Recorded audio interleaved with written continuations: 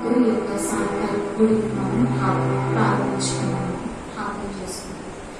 పరిశుద్ధుడా ప్రేమించిన మా తండ్రి, దయచేసి పరిశుద్ధ నామానికి స్తుతులు చెల్లించుకుంటున్నాం. దేవా, ఇంతవరకు ప్రభానైనా ఈ యొక్క మహేశ్వరుడు మమ్మల్ని మా కుటుంబాలను ప్రభానైనా కాపాడే విధానం కొరకు వందనాలు తెలియజేసుకుంటున్నాము.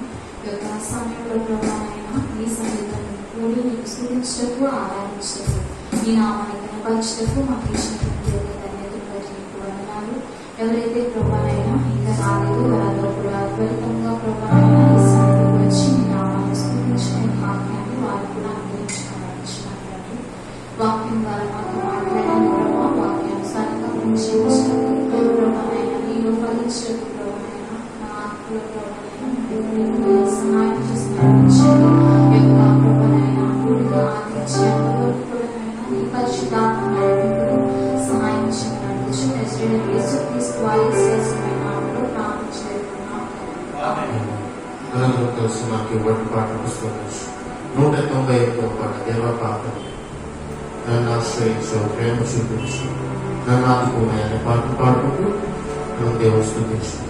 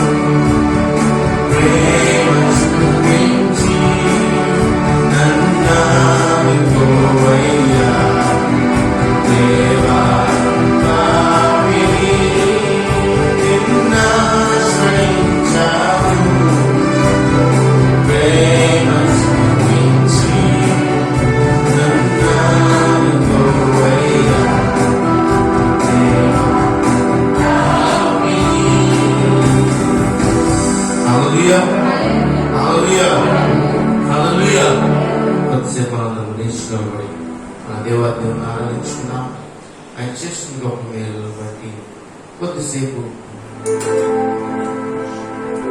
మనమంతా ఆయన వైపు చూసుకుంటూ ఆయన ఆరాధించుకున్నాం.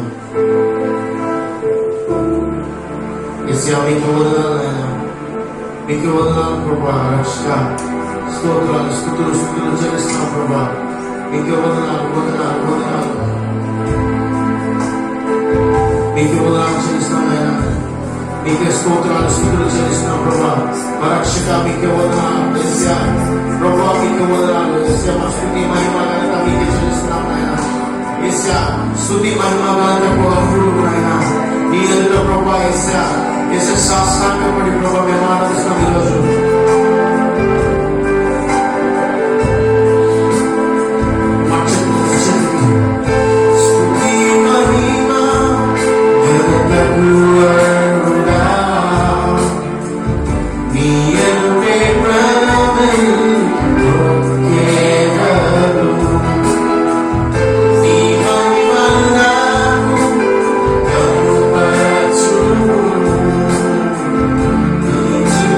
Thank you.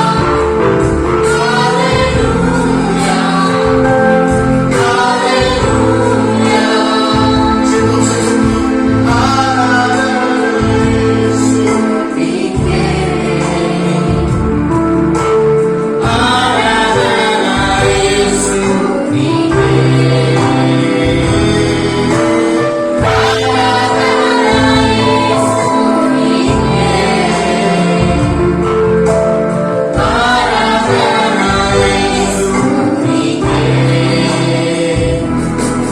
నీ చిత్తంనే చేసేదా నీ మాటలోనే నడిచెదా నీ సన్నిధిలోనే నిలచెదా నిన్ను వెంబడించెదా నీ చిత్తంనే చేసేదా నీ మాటలోనే నడిచెదా నీ సన్నిధిలోనే నిలచెదా నిన్ను వెంబడించెదా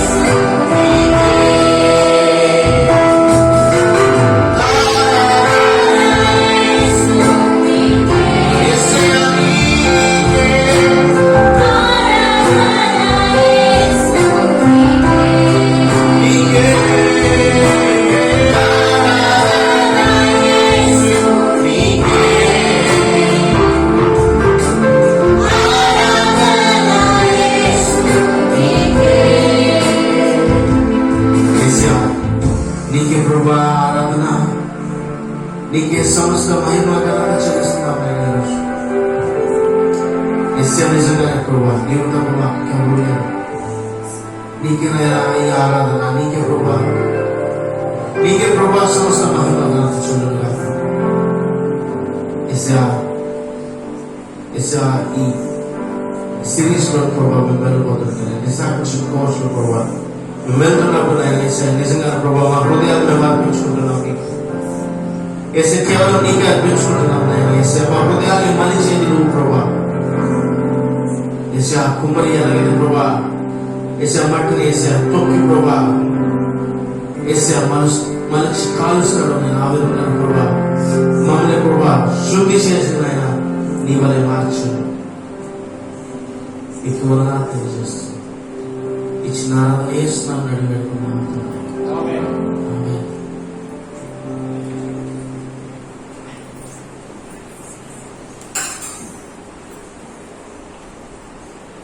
కలిసి ప్రార్థనతో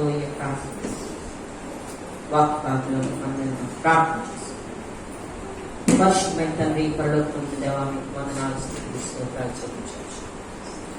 ఇది మంతట్లో మాతో మీరుండి మా పని పాటలన్నింటిలో మా ప్రయాణంలో ఉద్యోగులు అన్ని విషయాలకి సహాయంగా సాయంకాలం నుండి కొద్దిసేపు నీ పరిశుద్ధ సన్నిధిలో నీ నామని కీర్తించి ఆరాధించటప్పుడు నీ వాక్యం చేత నూతన పరచబడ్డకు మీరు మాకు ఇచ్చిన గొప్ప అవకాశం బట్టి నీకు స్తోత్రాలు. మరొకసారి నీ రూపంలోనికి మరణించబడ్డానికి ఈ వాక్యము మాకు ప్రభా మా హృదయాంతరంగంలోనికి ప్రవేశించినట్టు అందరితో మీరు మాట్లాడమే యేసుక్రీస్తు నామమున అడిగిపెట్టుకొచ్చినాం తండ్రి. ఆమేన్. ఇతరులకు ఏర్పాటు చేయబడినటువంటి వాక్య భాగము కొరింథీయులకు రాసినటువంటి మొదటి పత్రిక 5వ అధ్యాయం 6వ వచనం నుండి 8వ వచనం వరకు ఎవరైనా లేచి నిలబడి చదివించవలసింది అనుకోండి. మీరు అతిశయపడక మంచిది కాదు. పులిసిన పిండి కొంచెమైనను ముద్దంతే పులియలేనని మీరు ఎరుగరా? మీరు పులిపిండి లేనివారు గనుక క్రొత్త ముద్ద ఒకటే ఆ పాతదైన పులిపిండిని తీసి పారవేయండి. ఇంతే కాక క్రీస్తు అని మన పసుపు పశువు వధింపబడింది కనుక పాతదైన పులిపిండితోనైనను దుర్మార్గతయు దుష్టత్వమును పులిపిండితోనైనను కాకుండా నిష్కాపట్యమును సత్యములను పులియని రొట్టెతో పండుగ ఆచరించము. జాలితో సాంగత్యం దేవుని నామమునకు స్తోత్రం కలుగుగాక.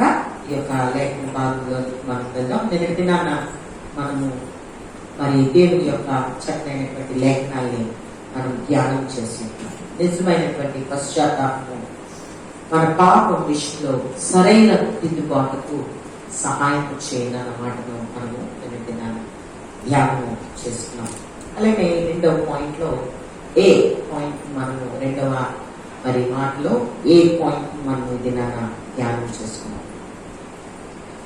మరి ఇంతవరకు చిక్కులు పెట్టే పాపం, అతిగా చిక్కలు అవ్వకమునిపే దేవునిలో మనకి దేవుడు మనతో మాట్లాడినప్పుడు అది కష్టతరం అవ్వకమునిపే, అది దేవుడి నామానికి అసత్యం అవ్వకమునిపే మనం దేవుని సన్నిధిలో దాన్ని ఒప్పుకొని విడిచిపెట్టి ధన్యులు అవ్వాలన్న మాట మనం నేను ధ్యానం చేశాం.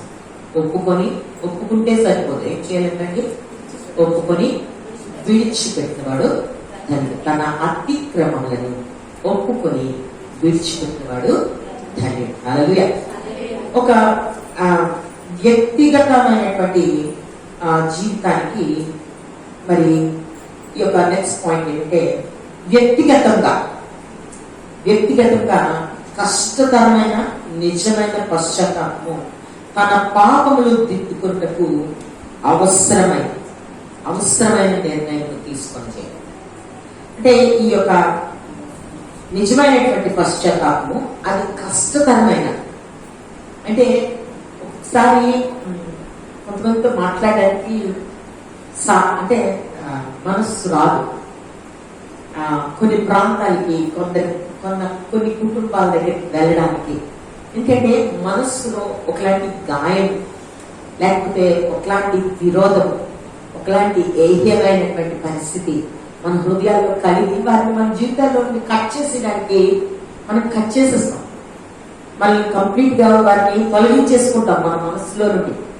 అటువంటి వారితో మరలా పశ్చాత్తాపడడం, అటువంటి వారితో మరలా మన యొక్క బంధాన్ని రెన్యూ చేసుకోవడం, అది చాలా కష్టతరమైనటువంటి పరిస్థితి.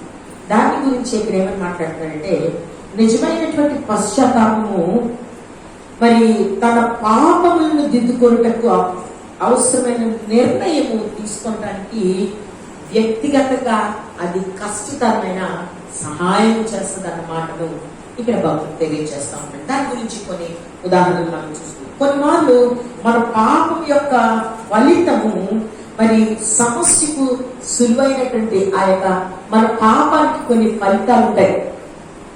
కొన్ని చేసినటువంటి పాపానికి కొన్ని ఆ యొక్క చాలా మటుకు దాని యొక్క ఫలంలో అనుభవిస్తా ఉంటాం. నేను ఎప్పుడు చెప్తాను కదా, జామ పెట్టేస్తే జామకాయే కాస్తుంది కదండి. ఆ యొక్క వరి గింజలు వేస్తే వరే కాస్తాయి.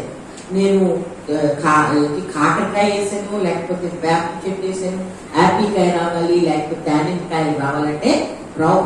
మనము చేసినటువంటి పాపాలకి కొన్ని ఫలితములు మన జీవితాల్లో వస్తాయి. మన యొక్క మాటను బట్టి, మన ఆలోచనను బట్టి, మన వ్యక్తిగత జీవిత విధానాన్ని బట్టి అవి ఒక్కొక్కసారి మన ముందు మన పిల్లల జీవితాల్లోనూ మన జీవితాల్లోనూ దాని కాన్సిక్వెన్సెస్ కనబడతా ఉంటాయి. అవి దాని యొక్క రుజువు మన కుటుంబాల్లో కనబడతా ఉంటది, మన వ్యక్తిగత జీవితాల్లో కనబడతా ఉంటది. ఆ సమస్యకు వేగంగా పరిష్కారము దొరకదు. ఎంతమంది అది గమనించారు? ఇప్పుడే చాలా మార్పు. ఒక వ్యక్తి ఒక అపవిత్రమైనటువంటి పనిని జరిగిస్తే అది మరలా ఆ జనరేషన్ లో తన బిడ్డల్లో కానీ తన మనవుల్లో కానీ తన జీవితంలోనే మరలా ఆ యొక్క ఎదురు దెబ్బ చూడటము కనబడతా ఉంటాడు. అట్టి సమస్య నుంచి పరిష్కారము అంత సులువ కాదన్నాడు. ఉదాహరణకి ఈ యొక్క దాని నుంచి ఆ సమస్య నుండి ఆ పాపము నుండి అంటే చాలా అపవిత్రమైన పాపమై ఉండొచ్చు, దేవునికి విరోధమైన పాపమై ఉండొచ్చు, దేవుని దృష్టికి చాలా అసఖ్యమైనటువంటి పాపమై ఉండొచ్చు. దాని నుండి బయటకు రావడము చాలా కష్టం. ఉదాహరణకి ఎజ్రా అదే మాట్లాడుతూ ఉంటున్నాడు.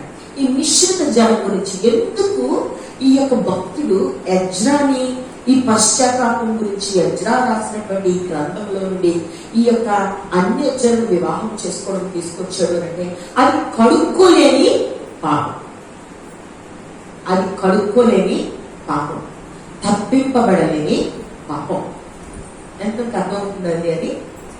అయినను దానికి దేవుడు కట్టడం కంపల్సరిగా ఇచ్చారట. ఉదాహరణకి మిశ్రిత జనములలో వివాహము చేసుకోవటం కొనసాగడం అది క్షమించరాని ప్రవర్తన. క్షమించరాని మనం చాలా ఈజీగా దయచేసి ఇక మీదట పెళ్లి అవ్వాల్సినటువంటి పిల్లలు ఒకవేళ మీకున్నట్లయితే దీన్ని ఏమాత్రము ప్రోత్సాహము చెయ్యదు. ఎందుకంటే అది భయంకరమైన దేవుని ఎదుట పాపం, భయంకరమైన. ఇప్పటి నుండే వారి గురించి సాగిలపడాలి, ఇప్పటి నుంచే వారికి నేర్పించాలి, ఇప్పటి నుండే వారి కొరకు ప్రార్థన చేయాలి. మిశ్రిత జనంతో మన బిడ్డలు కలవడానికి అది క్షమించరాని ప్రవర్తన దేవుని దృష్టికి ఇశ్రాయేలు. అయితే అది అనేక యూదులనట మత సంబంధమైన ఏకీకరణ అంటే ఏకవాదపు హక్కులోనికి లాక్కునేది. అంటే అందరం సమానం. ఏంటంట? అందరు సమానం, అందరు సమానం. నువ్వు అన్నిడు సమాన, నువ్వు విలువ పెట్టి కొనబడ్డావు. హల్లెలూయా. యేసు రక్తం కాచి ఆ రక్తంతో నిన్ను కడిగి నిన్ను ప్రత్యేకపరిచేది ఎలా? అందుకే ఆ పాత నిబంధనలో మోషే చెప్తాడు, ఎద్దు గాడిని కలిపి దున్నకూడదు, ఉన్ని నారని కలిపి నేయకుండా. అంటే దేవుడికి చాలా ఖచ్చితం, ఏ జాతికి ఆ జాతే ఉండాలి. అందుకే విశ్వాసకి అవిశ్వాసకి ఎక్కడ కుదరదు. రెండు ఒకేసారి కాడిని మోసుకొని పోలేవు. అది వెనకుండు కొద్ది నువ్వు లాక్కొని వెళ్ళిపోతావు. ఆ కాడి సరిగ్గా ఉన్నదు, సరి అయిన పంటను కోయదు. అర్థమవుతుందండి? గాడి స్పీడ్ పరిగెట్టి వెళ్ళిపోద్దండి. దీనికి తెలుసు ఎందుకు? జాగ్రత్తగా లాగితేనే కింద మట్టి వస్తుంది. ఒకసారి ఆలోచన చేయండి. ఒకటి ముందు వెళ్ళిపోయి ఒకటి వెనకుంది, ఒకటి ముందు వెళ్ళిపోయి ఒకటి వెనకుంటే ఆ యొక్క భూమి సరిగ్గా పెగిలింపబడుతుందా? లేకపోతే అది పెగిలింపబడకుండా విత్తనము చల్లితే దానిలో సరైన పంట వస్తుందా? రాదు. అలాగే వివాహము కూడా రెండు జోడి సరిగ్గా సరిపోదు. హల్లెలూయా. ఆ సరిపోయినప్పుడే వారి యొక్క వివాహ బంధము లేకపోతే కుటుంబం యొక్క ఫలము ఫలభరితంగా వస్తుంది. తరువాత జనరేషన్స్ కి అది ఆశీర్వాదం. తరువాత తరముల వారికి అది ఆశీర్వాదం. ఈ యొక్క వాక్యం చాలా మందికి 90% ఆఫ్ క్రిస్టియన్ పీపుల్ కి ఈ వాక్యం అర్థం అవట్లేదు. ఈ దినాల్లో కాంప్రమైజ్ అయిపోతా ఉంటున్నారు లోకంతో. దేవునికే తిరిగి ఆజ్ఞలు బోధించగలిగే క్రైస్తవులు అయిపోతా ఉంటున్నారు. దేవుడు ఇక్కడ చాలా క్లియర్ గా మాట్లాడుతూ ఉంటున్నాడు. వీరగా ఈ సిచ్యువేషన్ ఏం తీసుకొచ్చిందట? యూదులు ఈ పరిస్థితికి రావడం వల్ల వారు యూదులతో మేము సమానం అనుకుంటున్నారు. ఎవరైతే బయట నుంచి వచ్చారు. ఆ యొక్క ఎజ్రా దాని గురించి అక్కడ మాట్లాడుతున్నారు. ఆ సమయంలో పరిశుద్ధత వేరు చేయబడిన విధానం చాలా అవసరం. యూదులకు ఒక మాట దేవుడు మాట్లాడు, వారు నా సొత్తు, నా జనం, నా స్వాస్యము అంటారు దేవుడు. చదివాం కదంటే చాలా మాటలు చదువుతారు. నా స్వాస్యం, నా సొత్తైన ప్రజలు. మన గురించి కూడా ఆ యొక్క పేతురు పత్రికలోని 2వ అధ్యాయంలో వచ్చినట్టు చీకటిలో నుండి ఆశ్చర్యకరమైన వెలుగులోనికి ఆయన పిలిచిన వాని గుణాతిశయములను ప్రచురించడానికట మనల్ని ఏర్పరచబడిన వంశముగాను, రాజులైన యాజక సమూహంగాను, పరిశుద్ధ జనం. అంటే వీఆర్ కాల్డ్ అవుట్ పీపుల్. మనం చీకటిలో నుండి వెలుగులోనికి, ఆశ్చర్యకరమైన వెలుగులోనికి పిలువబడిన వారు. సో వారితో మనకు పొత్తు కుదరదు. వారు మనకు సమానం అంటే ఎలాగవుతుంది? వారు భుజించున్నది రక్తమును కార్చి, లేకపోతే పాపము లేనివి కావవి, ప్రాణము లేనివి. అది దేవునితో సమానం. ఇప్పుడే మనం నీ బట్టి దేవుడు ఎవరున్నారు వాడుకుంటాం మనం. ఇప్పుడే ఆయన వంటి వారు ఎవరైనా ఉన్నారా ఈ లోకంలో? మరి వాళ్ళు వచ్చి దేవునితో మేము సమానము, దేవుని ప్రజలతో మేము సమానం అనుకుంటే దేవుడు ఎక్కడ ఒప్పుకుంటాడు? అందుకే ఇంత ఖచ్చితంగా ఆ సమయంలో పరిశుద్ధత వేరుపరచబడిన విధానం చాలా అవసరం. ఇక్కడ జాగ్రత్తగా ఆలోచన చేస్తే ఈ యొక్క ఎంతమంది లెక్క చూస్తే 111 మంది తేలేరట ఎజ్రా సంఖ్యలో. వీరందరూ ప్రధానులు, పెద్దలేనంట. వీరు యూదులైన పురుషులు ఆ యొక్క అన్యులైనటువంటి స్త్రీలను పెళ్లి చేసుకుని ఆ అపరాధులుగా తేలేరట. చెరలో నుండి తిరిగి వచ్చిన వారు 28,774 మంది. ఆ యొక్క నెహెమియాతో పాటు, ఎజ్రాతో పాటు మరలా ఆ యొక్క యెరూషలేముకు తిరిగి వచ్చిన వారు 28,774 మంది. అందులో 0.4% మాత్రమే ఆ యొక్క మనుష్యులు తెలియట, అన్యులైనటువంటి వారు. అయితే జెరుబ్బయలు ఆధీనంలో వీరందరూ విడిపెట్టబడ్డారు. అది ఇక్కడ అపోస్తలుడైనటువంటి పౌలు ఏమంటాడంటే, పౌలు పాపమును సహించడం గురించి ఇక్కడ రాస్తాం. సమస్యను మనం ఎదుర్కోలేకపోతే అదేమవుతుందంటే, నేను మనం ఒకటి ధ్యానం చేస్తున్నాం. చిక్కుముడి ఎక్కువ అవ్వకమునిపే, చిక్కు ఎక్కువ అవ్వకమునిపే దాన్ని ఏం చేయాలి? క్లియర్ చేయాలి. చిన్నపిల్లలు కూడా చేయకూడదు. ఇక మాట రాయబడి 6వ వచనం, మీరు అచ్చయపడుట మంచిది కాదు, పులిసిన పిండి కొంచెం అయినను ముద్ద అంతయు పులియచేయనని మీరు ఎరుగరా. పాలులో ఇంతే వేస్తాం మనం తోడు. వారు పులిసిన రొట్టెలు, పులియని రొట్టెలు వారికి చేసుకోవడం అలవాటు. ఆ యొక్క పులిసినటువంటి పిండిలో వారు చిన్న పులుపు, చిన్న పిండి కలుపుతారండి. కలిపినప్పుడు అదేమవుతుంది? మొత్తం పిండి అంతా పులుసుకోండి. ఇక్కడ ఏమన్నాడంటే, ఈ సమస్య మనం ఎదుర్కోకపోతే, పులిసిన పిండి కొంచెం ఉంటే అది వ్యాప్తి చెందే అవకాశము ఉంటుంది. అందుకే ఇక్కడ అంటున్నాడు ఏంటంటే, మీరు పులి పిండిని లేని వారు కనుక క్రొత్త ముద్ద ఉంటే ఆ పాతదైన పులి పిండిని తీసి పారవేయండి. ఎక్కడైనా అసమాధానం, ఎక్కడైనా దేవునికి వ్యతిరేకత, లోబడలేని పరిస్థితి, అసమాధానము, అవిధేయత, దేవుని దృష్టికి ఇది పాపము. ఉదయం లేచి మొదలుకొని రాత్రి పడుకున్నంత వరకు మన మాటలు, మన క్రియలు, మన నడక, మన ఆలోచన సమస్తము దేవుని దృష్టిలోనికి వెళ్తాయి.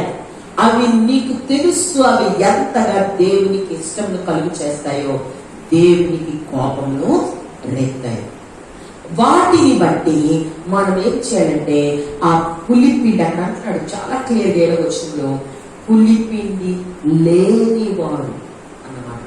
అంటే ఎవరు పులిపిండి లేనివారంటే ఎవరైతే దేవునితో తమను తాము పశ్చాత్తాపం చేసుకొని తమ పాపములను ఒప్పుకొని దాన్ని మరలా చేయకుండా తమను తాము స్థిరులుగా చేసుకుంటారో వారు పులి అని పిండిగా ఇక్కడ ఎగ్జాంపుల్ ఇస్తుంది. ఎంతమంది అర్థమవుతుందండి? హల్లెలూయా, హల్లెలూయా. ఆ పులిసిన పిండి చిన్నదైనా దాన్ని శుద్ధించి దాన్ని అది మంచి పిండిలో కలిపితే ఏమైపోతుందండి? నేనంటే జీవితం అంతా వాడే, జీవితం అంతా వాడే. ఇక్కడ ఏమంటాడంటే చెరలో నుండి వచ్చినటువంటి యూదులైన వారు సంఖ్యకు కొందరే. ఎంతమంది అనుకున్నాం ఇందాక? లెక్క తేలేరు. అన్యులు పెళ్లి చేసుకున్నవారు 111. మొత్తం సంఖ్య ఎంతమంది వచ్చారు వెనక్కి? 28,774 మంది వచ్చారు. అంటే ఎంత ఉంది పులిసిన పిండి? చాలా చిన్నదు. కానీ వారు కొందరే, ఈ యొక్క తప్పిదం చేసిన వారు కొందరే, బలహీనైన వారు కొందరే, దేవుని ఆజ్ఞను మీరిన వారు కొందరే. కానీ అది ఎలా అయిందంటే దేవుని ప్రజలుగా ఉండే పరిస్థితిని విశేషంగా మరి చెదరగొట్టబడ్డానికి లేకపోతే పలచన చేయబడ్డానికి ప్రజలు ఆ యొక్క శ్రమను అనుభవించడానికి ఆ యొక్క పాపము సమస్యగా మారిపోయింది. అనగా ఒక్క నిన్నదినంద ఆకాన్ని జ్ఞాపకం చేస్తున్నాం కదండి. ఒక్కరి పాపము వారి యొక్క తరము వారందరికీ శాపంగా మారింది.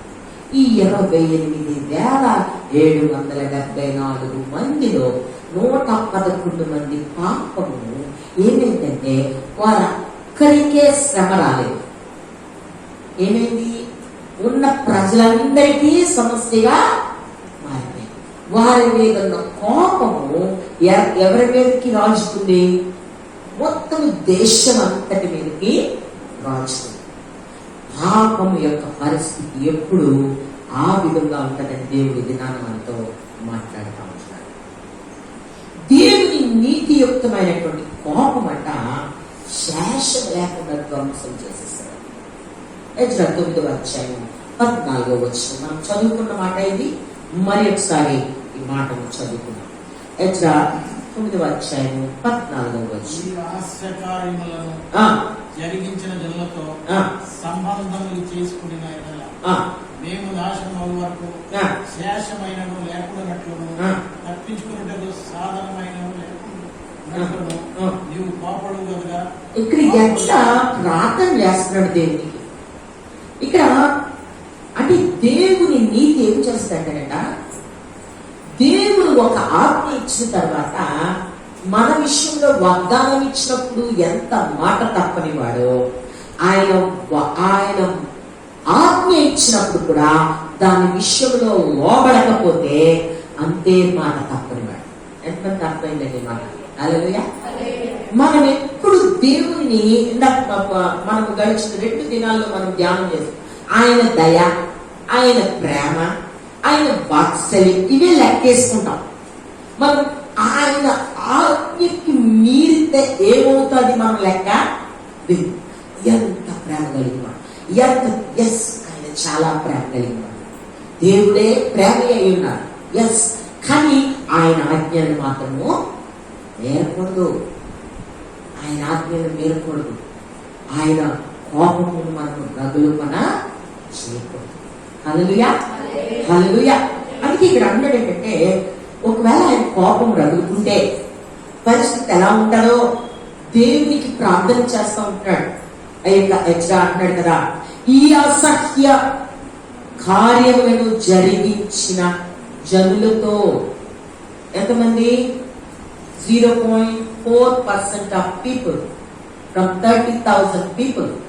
వీరిలో ఉన్న ఈ చిన్న చిన్న జనులు కొంతమంది జరిగించిన జనులతో సంబంధములు చేసుకుని ఎడల, అంటే వారి బువ్వ వీళ్ళు తినకూడదు, వీళ్ళు బువ్వ వాళ్ళు తినకూడదు, వారి పిల్లలు వీళ్ళు తెచ్చుకోకూడదు, వీళ్ళ పిల్లలు వాళ్ళు తినకూడదు. ఎవరు బయట ఎలా ఉన్నా ఇశ్రాయేలు మాత్రం చాలా ఖచ్చితంగా ఉన్నాయి. హల్లెలూయా, హల్లెలూయా. కార్యం జరిగించిన జనులతో సంబంధము చేసుకునేలా, మేము వారితో సంబంధం చేసుకుంటే మేము నాశనము అగు వరకు శేషమైనను, అంటే నెక్స్ట్ జనరేషన్ ఏమీ లేకుండా, తర్వాత తరము వారు లేకుండా, చిన్న కొసరైనా మిగలకుండా, శేషం అంటే మన భాషలో చిన్న కొసరు కూడా మిగలకుండా ఏం చేస్తారట, లేకుండానట్లు నీవు కోప్పడదు కదా, యెహోవా ఇశ్రాయేలు దేవా నీవు నీతిమంతుడివై ఉన్నావు, అందువల్లనే నేటి దినమున ఉన్నట్టుగా మేము శేషించి ప్రార్థన చేస్తాము. వారి వారి ప్రక్షాళన చేసుకుంటారు, వారు ఒప్పుకుంటున్నారు. ఇది చెరపరాని పాపం, ఇది ఈ సమస్యకి పరిష్కారం లేని పాపం మన దృష్టికి అయితే. వారు ఎలాంటి దాని నుండి విడుదల పొందారు? అందుకే అంతంలోని దాని బాధ కన్నా మొదటిలోనే జ్ఞానం కలిగి మనం ప్రవర్తించడము మేలు. హల్లెలూయా, హల్లెలూయా. నీకు ఇయ్యబడిన కట్టడా నువ్వు జాగ్రత్తగా నెరవేర్చాలి. నీకు ఇయ్యబడినటువంటి ఆజ్ఞ నువ్వు జాగ్రత్తగా నెరవేర్చాలి. దేవుడు చాలా స్పష్టంగా ఇక్కడ మాట్లాడుతూ ఉంటాడు. మలాకీ గ్రంథము 2వ అధ్యాయం, మలాకీ గ్రంథము 2వ అధ్యాయం 16వ వచనం. ఇది మనకి క్లాసెస్ లో దేవుడు వివాహం గురించి మాట్లాడలేదు, పాపం గురించి మాట్లాడుతున్నాడు. విడిపింపబడలేని ఆ పాపాలే, అవి ఆ వివాహ బంధమే అంత కఠినంగా దేవుడు ఆయన దృష్టికి తీసుకుంటే మిగిలినటువంటి పాపం విషయంలో మరీ ఇంకెంత ఖచ్చితంగా ఆయన ఉంటారో ఇక్కడ తెలియజేస్తారు. 2వ అధ్యాయం 16వ వచనం ఎవరైనా చదువుతారా?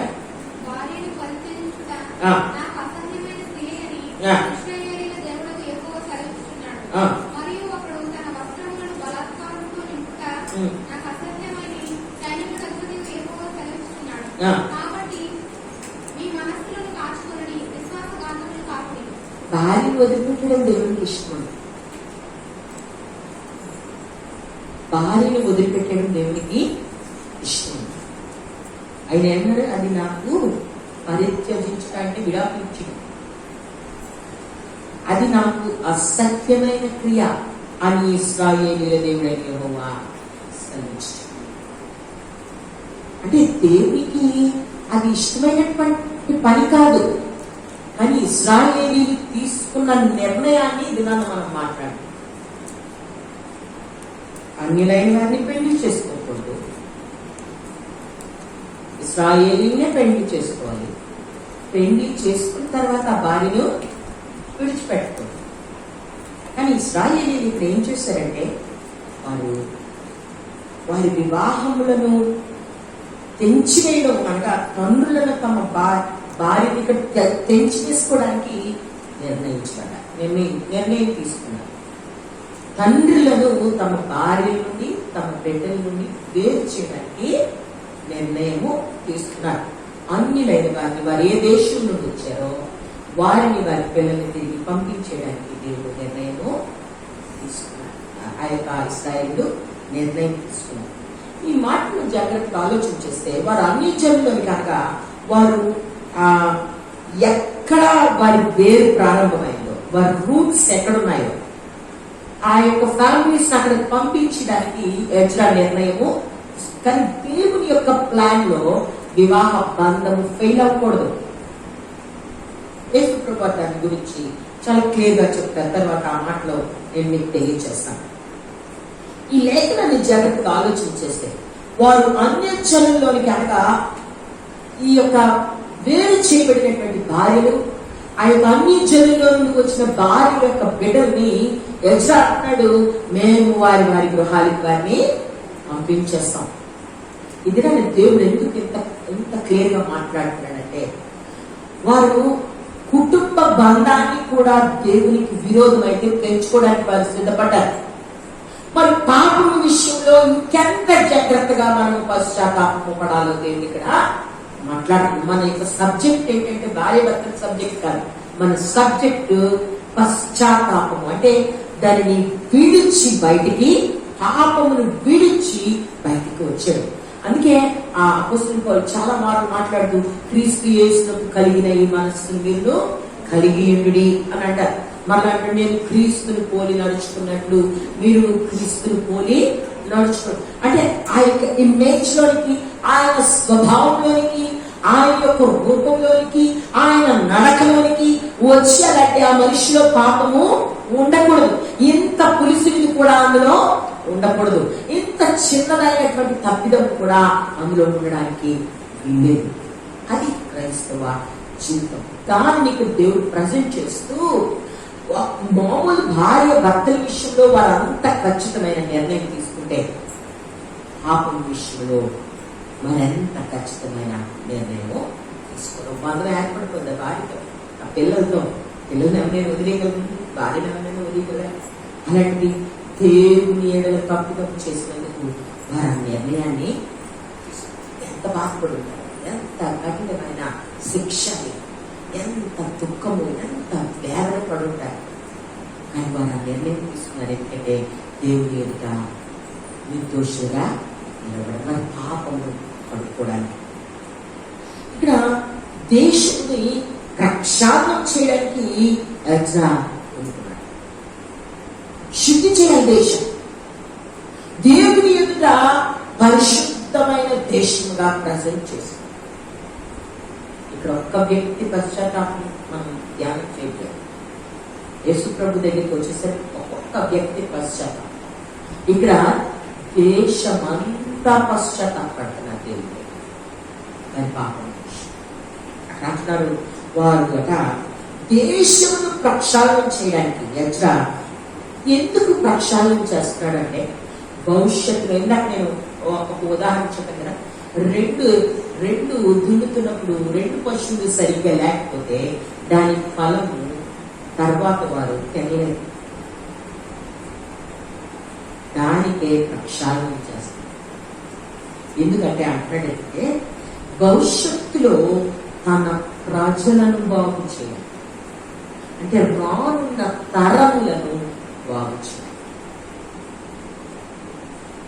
రానున్న తరములను బాగు చేయాలి. ఇంటి బాధకరమైన పరిస్థితి అయినప్పటికీ దాన్ని ఎజ్రా స్థిరపరచడానికి సిద్ధం. కుటుంబాన్ని నుంచి భార్యను, పిల్లల్ని దూరం చేసే పరిస్థితి చాలా బాధకరం అయినప్పటికీ దేశంలో ఆ యొక్క ప్రక్షాళన చేసి శుద్ధి చేసి దేవుని ఎదుట ఆ యొక్క రానున్నటువంటి తరముల వారు పాపిగా లేకపోతే పాపులుగా లేకపోతే త్రోసివేయబడిన వారిగా దేవుని ఎదుట మిగిలిపోకుండా ఉండడానికి రానున్న తరముల వారి కొరకు ఆలోచించి ఈ తరంలో చేదు ఆ యొక్క వేరుని తొలగించడానికి ఆ యొక్క ప్రక్షాళన చేయడం ప్రారంభించారు. హల్లెలూయా. మన జీవితాల్లో కూడా రానున్న దినాల్లో దేవుని ఆశీర్వాదం సారంగా జరిగినట్లు ఈలవాడమైన ఈ యోచన బట్టి దైవాజ్ఞకు భయపడు వారి యోచన బట్టి ఈ భార్యలను వారికి పుట్టిన వారిని వెలివేయించదమని మన దేవునితో నిబంధన చేసుకుందాం. ఇంకొక నిబంధన గురించి మాట్లాడుతున్నాం. ఏమంటున్నాడు?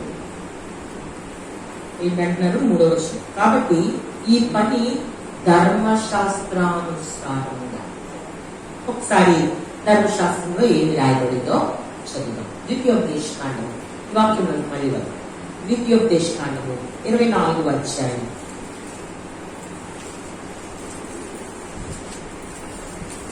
ద్వితీయోపదేశకాండము 24వ అధ్యాయం మొదటి 4 వచనం.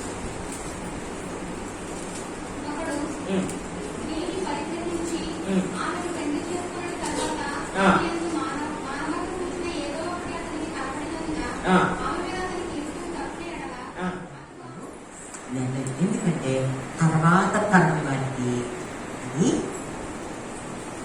శాపంగా, దేవుని కోపంగా మిగిలిపోకుండా ఉండడానికి ఒక నిశ్చయం తీసుకున్నారు. ఈ భార్యలను వారి పుట్టిన వారిని వెలివేయించమని మన దేవుడితో క్లియర్గా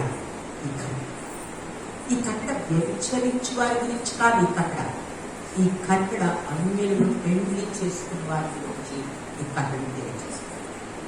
ఇదలా దేవుని ప్రజలకు సిగ్గులు అవమానము కలుగు చేస్తున్నారు. దేవుని నిబంధనలు మీరిన వారే దేవుని ప్రజల మీద దేవుని తీర్పు తీసుకుని వస్తుంది. ఒక్కరితో అయిపోదు. ఒక్క వ్యక్తి పాపము పులిపిండి పులిసినట్టు మొత్తం ప్రజలందరికీ ఆ యొక్క దోషము అంటున్నట్టుగా ఒక ప్రశ్న వేశాడు. ఈ యొక్క భక్తులు రాసుకుని, నేను ఈ యొక్క టీచింగ్ని మీకు ట్రాన్స్లేట్ చేసి రాసుకుంటున్నటువంటి భక్తులు ఆయన అంటారంటే, ఈ దిన క్రైస్తవుల్లో, ఈ దినాల్లో ఉన్నటువంటి క్రైస్తవులు ఒకవేళ ఇంటి వివాహాలు చేసుకుంటారు, ఇట్టి పరిస్థితుల్లో ఉంటారు, వారు విడాకులు తీసుకున్నారు.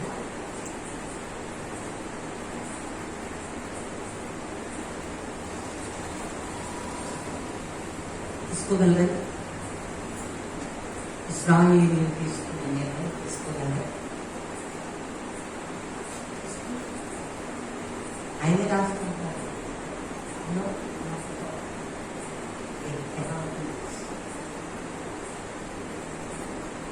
నూతన నిబంధనలో ఆయన రాసిన మాట ఏంటంటే, ఒక విశ్వాసి అట్టి స్థితిలో కానీ అట్టి బంధంలో కానీ దిగజారకుండానే ఆజ్ఞాపించి, అట్టి బంధంలోనికి అట్టి స్థితిలోనికి దిగజారకూడదు అని ఆజ్ఞాపించి. చూడండి, 2వ కొరింథీయులకు రాసిన పత్రిక ఈ మాట నేను చదివి 2వ కొరింథీయులకు రాసిన పత్రిక 6వ అధ్యాయము 14వ వచనం.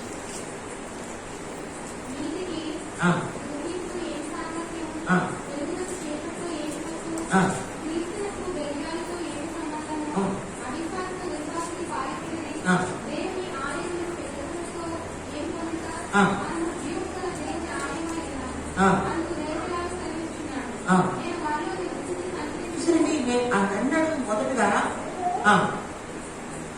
మీరు అవిశ్వాసులతో జోడుగా ఏంటంటే, చిన్నప్పుడు మా బాబుకి వాల్యూమ్కి సంబంధం ఉండేది కాదు. ఎప్పుడైనా ఇక్కడికి వచ్చే ఆడుకోవాలి. అది మాకు కొంచెం ఎలా తెలుస్తుంది అనిపించింది. దేవుని వాక్యాన్ని మనకి చూస్తే వారికి తెలియడం మంచిదే, ఒకళ్ళప్పుడు వారితో మాట్లాడడం మంచిదే. కానీ దేవుని వాక్యం చూసి జోడు ఉండొద్దు అంటారు. ఆ యొక్క సంఖ్యాకాండం అంటే వారు ఒంటరి జనం అంటారు. చాలా మాటలు. యాకోబు ప్రత్యేకమైన ఊట, వారు ఒంటరి జనము, వారు ఏకముగా ఉండనంటారు. హల్లెలూయా, హల్లెలూయా. ఇక్కడికి వచ్చి అంటున్నాడు, మీరు అవిశ్వాసులతో జోడుగా ఉండకుడి.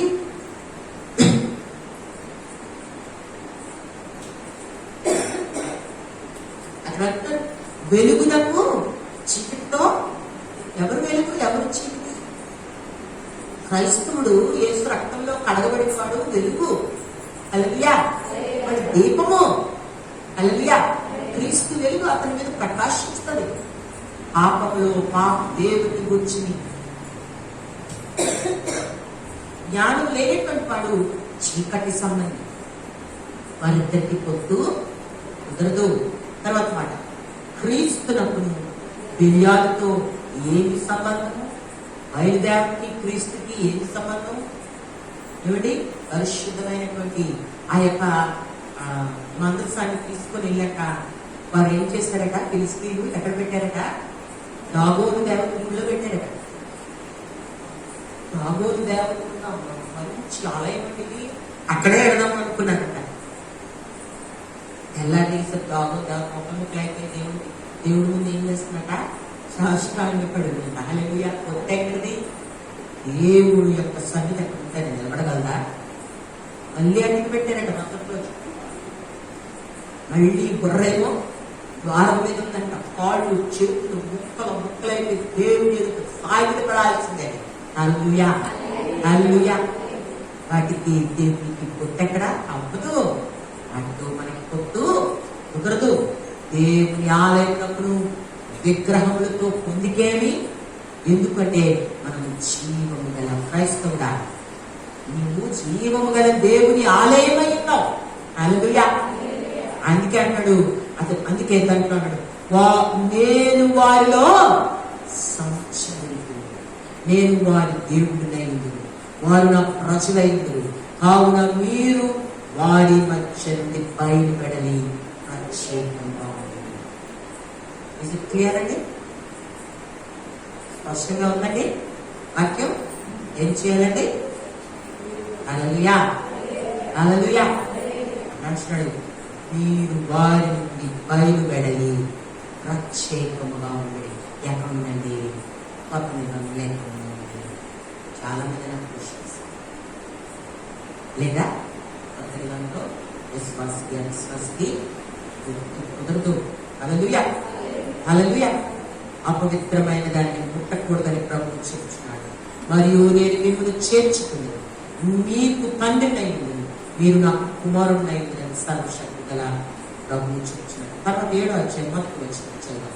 ప్రియులారా, మనకు ఈ వాగ్దానములు ఉన్నవి కనుక దేవుని భయముతో పరిశుద్ధతను సంపూర్తి చేసుకోవచ్చు. శరీరమునకును ఆత్మకును కలిగిన సమస్త కల్మషం నుండి మనల్ని పవిత్రంగా. మరి ఎక్కడెక్కడ ఉంటుందంటే కల్మషం? ఎక్కడెక్కడ ఉంటుందట? శరీరమునకును ఆత్మకును.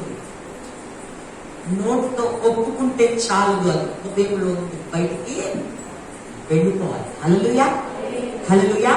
ప్రభువా, నాకు అతని మీద కోపం ఉంది, నన్ను క్షమించు అంటే కుదరదు. ఆ కోపము నీ గుండెల్లో నుండి తొలగింపబడాలి. ప్రభువా, అతనితో నేను సమాధాన పడలేక నన్ను క్షమించంటే నోటితో ఒప్పుకుంటే చాలు. ఎక్కడి నుండి? అది హృదయంలో నుండి ఆ అసమాధానం, ఆ కోపము తొలగి శరీరమునకు ఆత్మకును ఉన్న కల్మషం నుండి ఏమంటున్నాడండి? మనలను పవిత్రంగా చేసుకుని పరిపూర్ణమైన పశ్చాత్తాపం. హల్లెలూయా. దేవుడు ఇది సంఘంలో క్రైస్తవ వ్యక్తిగత జీవితంలో కూర్చున్నాడు. చాలా మంది ఒప్పుకొచ్చింది. కుక్క తన వాంతికి తిరిగినట్టు అసహ్యమైన వాటి మనం తిరుగుచునే ప్రజలు మానవాలి. దేవుని యొక్క పాపమును నేర్చుకోవాలి. దేవుడు నిన్న నేడు నిరంతరము ఏకరీతిగా. హల్లెలూయా, హల్లెలూయా, హల్లెలూయా. పాత నిబంధన ఒక దేవుడు, కొత్త నిబంధన ఒక దేవుడు. ఆయన ఏక దేవుడు, నిన్న నేడు ఏకరీతిగా నిరంతరం ఏకరీతిగా ఉన్నారు. అదే దేవుడు మోషే ప్రార్థించి ఆ కట్టడను తీసుకొచ్చాడు. అదే దేవుని ఎజ్రా ప్రార్థించి కట్టడలను నేర్పించాడు. అదే దేవుని పౌలు ప్రార్థించి ఈ కట్టడలను మనం ఇచ్చాడు. ఇప్పుడు అదే దేవుని ప్రార్థిస్తూ కట్టడలు లేని వారుగా మనుషులు బ్రతుకుతున్నారు.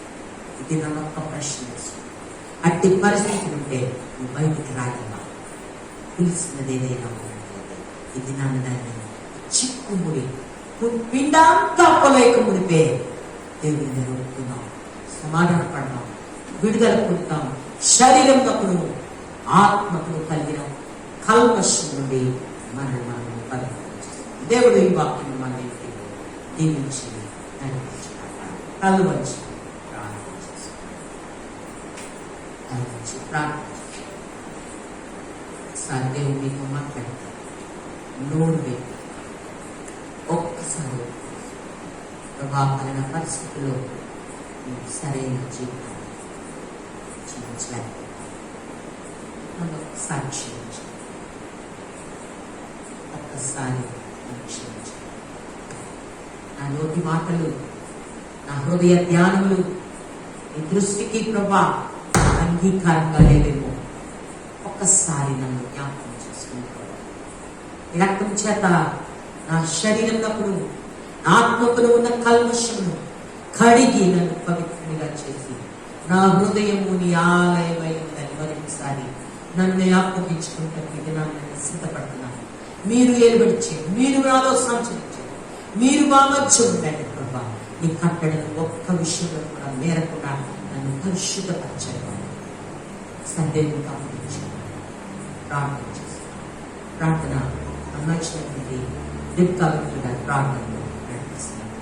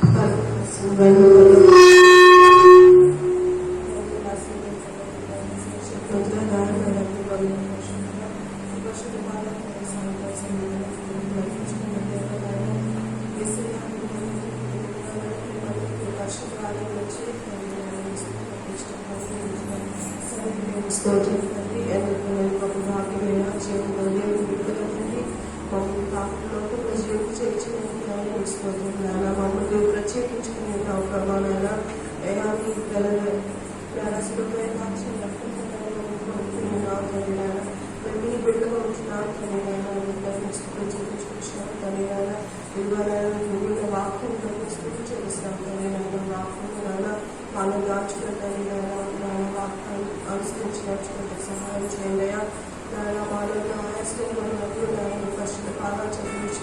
సహాయం చేయండి. మతాలకులు పక్షులు ఉపయోగం నుండి క్షమించడానికి మార్పించినాం కానీ తెలిసి విధంగా చేసి పట్టుకుని అన్నింటినీ కదా నువ్వు కడుపుని మార్పించినాం కానీ బిడ్డలైనా ఈ హస్తాలుగా చెప్పించిన మీ బిడ్డలు నీకు కానీ కావాల్సిన ఆదరణ మరియు శక్తిని మనం చేయండి. సమూహం దీవించండి, ఆశీర్వదించి చేయండి. తిరిగి మేము గృహాలు పెంచుకోవాలని మాకు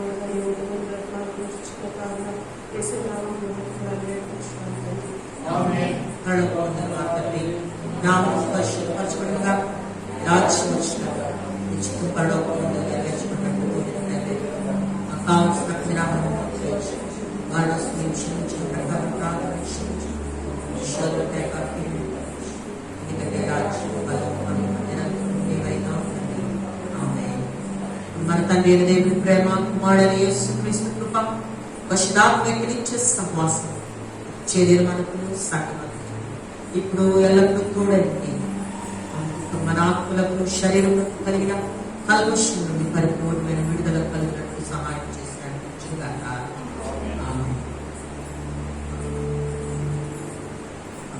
ప్లీజ్